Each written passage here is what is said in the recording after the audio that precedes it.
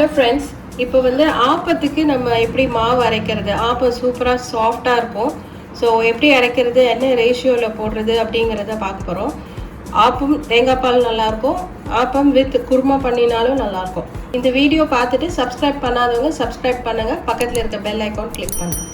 இப்போது இந்த ஆழாக்கில் நான் போடுறேன், நீங்கள் எனி மெஷரிங் கப் எடுத்துக்கலாம். இப்போ இதில் வந்து மொத்தம் 4 கப்ஸ் ரைஸு. ஸோ இந்த இட்லி அரிசி வந்து ஒரு 3.5 கப் போட போகிறேன்.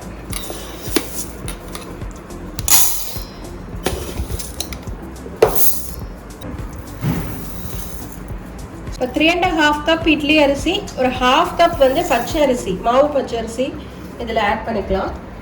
அண்ட் இந்த 4 கப் ரைஸ்க்கு வந்து 2 கைப்பிடி உளுந்து கரெக்டாக இருக்கும். 2 கப்புக்கு 1 கைப்பிடி உளுந்து, 4 கப் ரைஸ்க்கு 2 கைப்பிடி உளுந்து, 1 2 இது எல்லாம் போட்டுட்டு இப்போ இதை நல்லா தண்ணியில் 2 டைம்ஸ் வாஷ் பண்ணிவிட்டு தண்ணி ஊற்றி ஊற வைக்க வேண்டியதான்.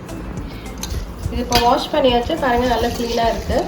இப்போ இதில் தண்ணி ஊற்றி எவ்வளோ தண்ணி ஊற்றி 5 to 6 ஹவர்ஸ் அதே ஊற வச்சுட்டு, இந்த 5 to 6 ஹவர்ஸ் ஊறின பிறகு நம்ம எடுத்து ஃப்ரிட்ஜில் ஒரு மினிமம் 3 ஹவர்ஸ் அதை வைக்க போகிறோம். இல்லை ஓவர் நைட் கூட ஃப்ரிட்ஜில் வச்சிடலாம், அப்புறம் எடுத்து அரைக்கலாம்.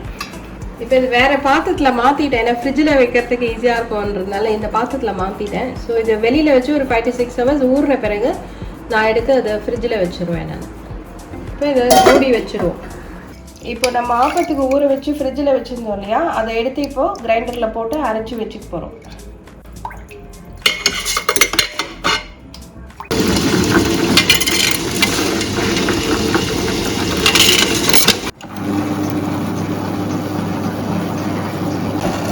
மாவு அரைஞ்சாச்சு. இப்போ எடுத்து நம்ம இந்த பாத்திரத்தில் மாற்றிட்டு உப்பு போட்டு ஆட் பண்ணிக்கலாம்.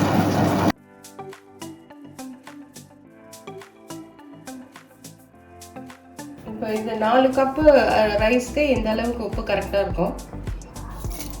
உப்பு போட்டு கலக்கிட்டு அப்படியே ஒரு தட்டு போட்டு நம்ம மூடி வச்சிடலாம். ஒரு 6 ஹவர்ஸ் கழித்து அது பொழிச்சிரும், எடுத்து நம்ம ஆப்பம் வைக்கலாம். இப்போ இது உப்பெல்லாம் போட்டாச்சு. ஸோ இது அப்படி க்ளோஸ் பண்ணி வச்சிடுறோம். ஒரு 6 to 7 ஹவர்ஸில் வந்து அது நல்லா புளிச்சு வரும். அப்போ எடுத்து நம்ம ஆப்பம் ஊற்றலாம். இப்போ இந்த ஆப்பம் மாவு ரெடி ஆகிடுச்சு. இப்போ நம்ம ஆப்பம் ஊற்ற போகிறோம்.